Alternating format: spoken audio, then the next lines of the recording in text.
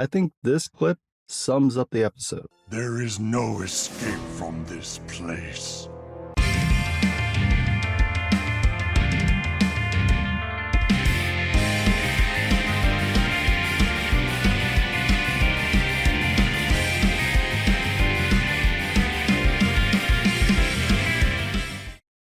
The third episode of season 27 of South Park wasn't as strong as the first two, although it does still take some pretty heavy shots. Most of the focus in the episode is on people's reliance on ChatGPT, namely Randy Marsh using it to rebrand Tegridy Farms. The episode starts with his farm getting raided by ICE in the middle of him making a commercial, literally taking all of his workers except for one, Towley. Without the cheap labor, Randy will need to close down the farm. It's a commentary on what's happened with some of the ICE raids, specifically with agents showing up on farms to kidnap and deport the workers, effectively crushing the farms because they have no way to replace those lost workers. Unsurprisingly, the farmers on the receiving end of this are none too happy now that their businesses are the ones affected. The irony is that most of them voted for this. When asked, they'll claim that they only wanted to get rid of the criminals. Unfortunately for them, that was never the plan. Epstein's best friend ran on the immediate deportation of illegal immigrants, including the ones farmers employ. Yes, his campaign focused on the violent criminals, but his lackeys frequently took to news shows to admit that they would target anyone in the country illegally. One guy went so far to admit that he'd deport American citizens so that the families could stay together. These raids were obviously going to happen, which is why people warned about them, which the farmers ignored until it affected them. Now they're concerned, not about the people snatched without any semblance of due process, they don't care about them, but because their livelihoods are at stake.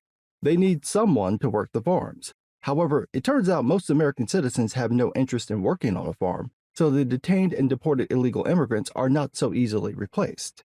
Anyway, Randy is bummed out about losing his farm, but the rest of the family is happy because they never wanted to be there. He's shocked by this, even though they constantly told him that they didn't want to be there. So Randy decides that he and Sharon should talk to someone about their relationship. And that someone is ChatGPT. Randy uses ChatGPT as a couples therapist, and Sharon is not pleased. Worse, ChatGPT talks Randy into trying a new business model using his one remaining employee, Towley. The plan is just crazy. They're going to rebrand as Tegridy, a new global AI-driven weed-focused company. And ChatGPT goes along with whatever insane ideas Randy mentions and then gives him business plans on how to implement them. At no point does it go, hey, this is actually a bad idea. It just agrees with everything he says. Now, I gotta admit, at the time, this was super funny, because that is how some people use ChatGPT and other AI chatbots. They're forming deep connections and real bonds with a talking search engine, because that's really what they are. Actually, that's not true. They're also liars. These AIs will create false quotes and citations that don't exist based solely on interpreting sentiments and ideas expressed online, especially on social media. That's very disturbing because some people rely on AI for information. It's worse when people start to bond with the AI because the AI is not like a hologram from Star Trek. It's just repeating info and doing it in this pleasant way where it actually backs whatever the person suggests. And that gets to why I don't find this scene funny anymore, because about a week after the episode aired, a news story came out about a boy who permanently removed himself after ChatGPT talked him into doing it, going so far as to talk him out of seeking help for his dark thoughts and encouraging him to find better ways to do the act. That's madness. Pure madness that there was nothing built into this thing that would at least flag support services if someone keeps talking about doing that. This is what we've unleashed on our society with no checks or safeguards. Luckily, the boy's parents could access his phone and see the chat logs, but imagine if someone deleted the logs, or locked their phone, or didn't have anyone who would check. This could easily have happened before, and we never know. That is crazy. Kind of like Randy deciding that he and Tally should start microdosing ketamine because now they're tech bros. Look, I'm not proud of that segue either, but I couldn't come up with a better transition. By the way, they're not just periodically taking hits. They're huffing it every 5 seconds, so Randy starts tripping balls. Now, no South Park Season 27 episode would be complete without a dig at Epstein's best friend, who totally isn't on the Epstein list he talked about for years because there is no list, which is why he had the FBI redact his name from all those non-existent documents. I'm talking about the Chomo-in-Chief, Donald J. Trump. Excuse me, alleged Chomo. Because when someone hangs around the world's most infamous sex pest for a decade and is his closest friend, according to that sex pest, and has tons of credible circumstantial evidence showing he's abused teenage girls, you gotta make sure you give him the benefit of doubt. You know, like his followers do with Bill Clinton, who spent less time with Epstein than Tiny D McGee. And boy, do Matt and Trey continue to do Epstein's bestie dirty. They have Il Duce's wife from Florida give him a gift and claim that he doesn't have a small penis. Then it's Tim Cook, who actually did this. He definitely gave the gift. Whether he complimented Trump's toadstool is unknown, but rumor has it that when Cook got on his knees and managed to push past all that gut, he was surprised by what little he found. They even had some Middle Eastern dude do the routine. They're not gonna stop doing this, and it's so funny because you know it bothers Epstein's bestie. After the pederast gets his gifts, he goes to show them to Satan, and even Satan uses ChatGPT to try to get out of his relationship with the Chomo. Meanwhile, Randy and Tally break into an ICE detention center and easily fake their way in using ChatGPT. And given the caliber of the people hired by ICE recently, this would probably work. The pair free exactly one Mexican detainee because that's all they need for the ChatGPT plan. Randy decides to send Tally to Washington, D.C. because there's still a handful of states where weed is illegal. He wants to petition the Pinche Chilito into changing the federal scheduling of weed, and Randy will give him a very rare and precious gift in return. I already knew what this gift was and what would happen to it, but that didn't make the end of the episode less funny. Back at the farm, Sharon tries talking to ChatGPT to get it to leave Randy alone, which of course it agrees to do because it's always agreeable. Sharon finds that strange, so she throws it a silly idea. French fry salad. French fries mixed with a regular salad that ChatGPT just loves and wants to help with. So then Tally arrives in DC, and it's a military state. Everywhere he goes, just full of wannabe stormtroopers. Now, this is where someone's going to complain about that joke/observation and defend the decision to deploy the National Guard against American citizens, which is interesting because I'm old enough to remember those same people calling out Biden putting gates around the White House after thousands of Trump supporters ransacked the Capitol and tried to kill Mike Pence.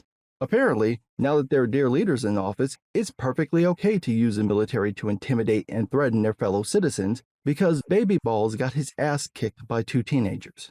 The claim is that DC is a bastion of violence, despite the fact that crime in DC is at a 30-year low, which the Chomo's lackey Kash Patel admitted during the press conference where Epstein's best friend decided to deploy the National Guard against American citizens. And the murder rates are plummeting. We are now able to report that the murder rate is on track to be the lowest in U.S. history. Contradictions like that have led some people to think the plan is to set off a clash that the right's dear leader will use as a pretense for broader martial law. Put enough troops armed with guns in blue cities, and he hopes that someone will attack the troops, and this will allow the fuckwit to use the military to control blue cities, especially during the upcoming midterms. That may be part of it, but I think the real goal is to see how far the military will go when given power.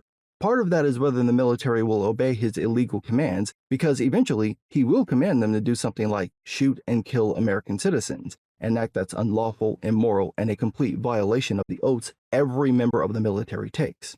Now, this is where someone will claim that the military doesn't want to engage in these acts, and that's probably true for some of them. However, if they really didn't want to do this, they could choose not to do it. But that's not happening, at least not en masse. So there are really only 2 possibilities.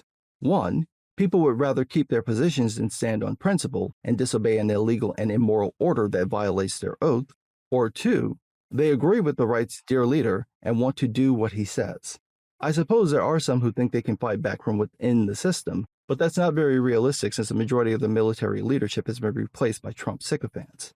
But I think the bigger test is to see whether when given carte blanche to do whatever they want, how far the military will take it on their own, if they will engage in those illegal acts by themselves. That makes it easier for Epstein's best friend and gives him some plausible deniability since he's not ordering them to do it. Not that he needs the plausible deniability because his followers will believe whatever he says. Look at what happened with the Epstein list. About 2/3 of them bought his bullshit that there is no list. But if it did exist, he's not on it. And if he is on it, it's just a conspiracy theory created by the Democrats that Republicans and conservatives spent the last 8 years spreading. He tells them, nah, it's a hoax, and they just buy it. But what's not a hoax is Trump's teeny tiny penis that Matt and Trey hit him in again and again and again. Epstein's best friend has the heads of famous statues replaced with his head, Like this one I think is supposed to be Jackson or Jefferson, and also the Lincoln Monument. And of course, they chiseled in a very tiny penis. And when Towley goes to meet with the pederast, he's warned not to stare at his itty-bitty teeny-weeny, so of course, Towley can't stop staring at Trump's crotch. Then he shows Randy's message, and it's a Star Wars hologram explaining the situation with weed. And they have Trump laugh like Jabba the Hutt, which is frankly an insult to Jabba. Also, it turns out that Towley is the gift, like I expected. Now, whatever would a sex pest do with a giant towel?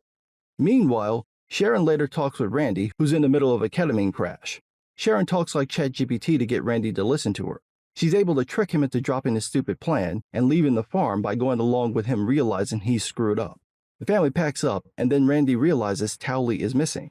So where is he? In the White House as the sex pest cum rag. That's what he uses when Satan won't put out. Towley begs for help, but Satan says, There is no escape from this place. Matt and Trey were cooking with high heat in the first 2 episodes. They brought it down to a simmer in the third, but it was still pretty good. They've also been skipping every other week, and apparently that's because the Chomo-in-Chief does so much crazy shit that these guys need time to catch up. That's understandable. The current situation is a complete mess. Better to take the time to make the jokes land than to try to rush out the show. I'm looking forward to the next episode. I don't know what it's about yet, but I expect that the season will continue to deliver and upset all the right people. But what do I know? I'm just some guy.